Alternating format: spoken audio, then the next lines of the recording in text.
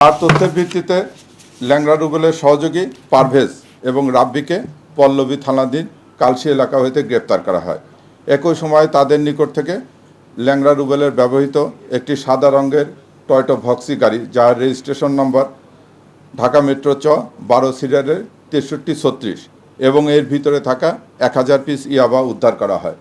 ব্যাপক জিজ্ঞাসাবাদে আসামি পারভেজ এবং রাব্বি জানায় যে রুবেল ওরফে ল্যাংড়া রুবেলের স্ত্রী ও তার পরিবারের সদস্যরা গাজীপুর জেলার একটি স্থানে আত্মগোপন করে রয়েছে।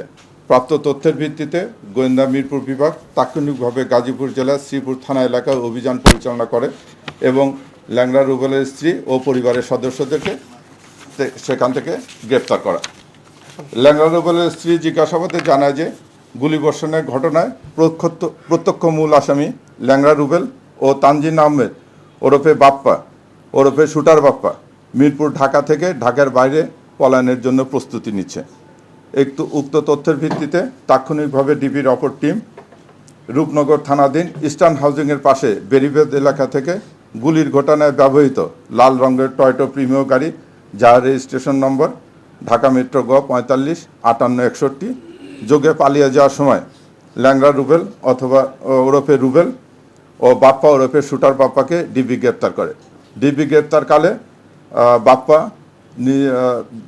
গাড়ির ভিতর থেকে বের হয়ে যখন দৌড়ে পালানোর চেষ্টা করে, তখন সে একটা ওয়ালের সঙ্গে হোঁচট খেয়ে পড়ে সে ল্যাংড়া রুবেল পায়ে আঘাতপ্রাপ্ত হয়। পরবর্তীতে তাকে আমরা হসপিটালে নিয়ে যেয়ে তার পা ফ্র্যাকচার হয়েছে, তাকে ব্যান্ডেজ করে নিয়ে আসা হয়েছে।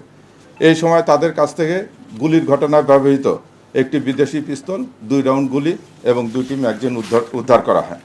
প্রাথমিক জিজ্ঞাসাবাদে ল্যাংড়া রুবেল জানায় যে আলমগীরও একজন প্রখ্যাত মাদক ব্যবসায়ী এবং এই মাদকের টাকা ভাগ বাটোয়ারা নিয়ে তাদের অন্তর্দ্বন্দ্বের সূত্রপাত ধরেই সে হত্যার উদ্দেশ্যে আলমগীরকে গুলি করে।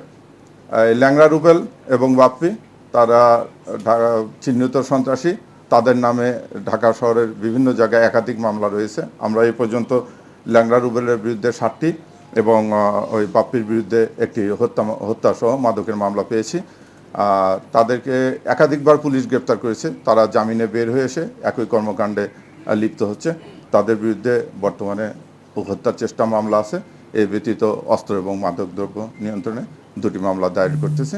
আমরা এই ঘটনার সঙ্গে আরও যদি কেউ জড়িত থাকে সেটাও তাদের বিরুদ্ধে ব্যবস্থা নেব এবং তাকে জিজ্ঞাসাবাদে তার এই মাদক সাম্রাজ্য গড়ে তোলার পিছনে নেপথ্যে যারা আছে তাদের বিরুদ্ধেও আমরা প্রয়োজনীয় আইনগত ব্যবস্থা নেব।